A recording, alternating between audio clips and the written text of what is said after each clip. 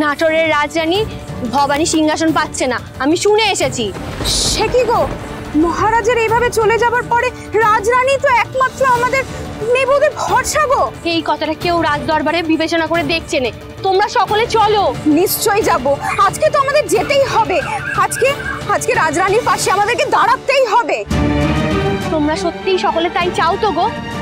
100 বার চাই।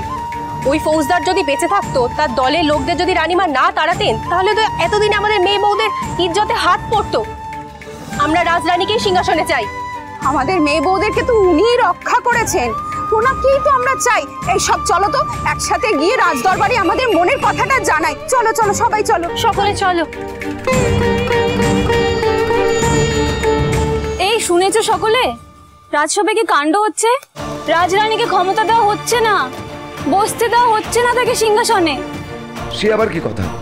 মহারাজ রইলেন না এখন, রাজরানী তো আমাদের কাছে সাধারণ মানুষের একমাত্র ভরসা। তাহলে সেই কথাখানা সবার মাঝে গিয়ে বলবে চলো। রাজরানীকে যদি সিংহাসনে বসতে না দেওয়া হয়, তাহলে কে বসবে সিংহাসনে? দেবীপ্রসাদ। সে তো আমাদের মেয়ে বউদের কথা ভাবেই না।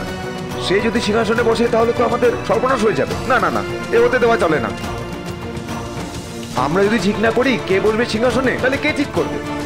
নাটোরের মেয়েরা নাটোরের মেয়েকেই ক্ষমতায় চায়। চলো চলো, এখন দাঁড়িয়ে না থেকে চলো। মহারাজের শেষ ইচ্ছে মা ভবানী, এই ফুল তোমার মাথা থেকে এসে পড়েছিল আমার হাতে। আমি বিশ্বাস করেছিলাম যে তুমি আমার পাশে আছো এই যুদ্ধে। সেই বিশ্বাসে ভর করে মহারাজের ইচ্ছের মর্যাদা রাখতে সকলের সামনে এতগুলো কথা বললাম। এবার সিদ্ধান্ত কি হবে আর কি না হবে সবই তোমার ওপর মা। উজির সাহেব স্পষ্ট করে বলে দিয়েছেন যে ভবানীকে নাটোরের সিংহাসনের দায়িত্ব দেওয়ার ব্যাপারে তিনি নিশ্চিত নন, কিন্তু তাই বলে তো আর রাজকার্য থেমে থাকতে পারে না।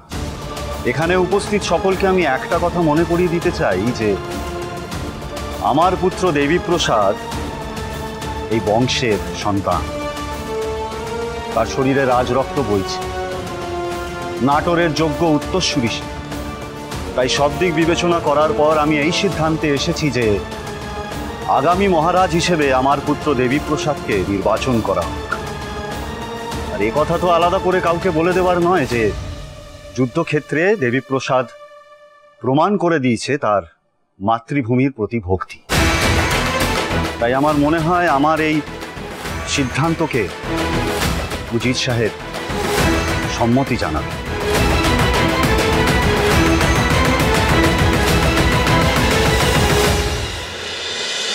রাজ রাজেশ্বরী রানী ভবানী, প্রতিদিন রাত 8:30 স্টার জলসায়।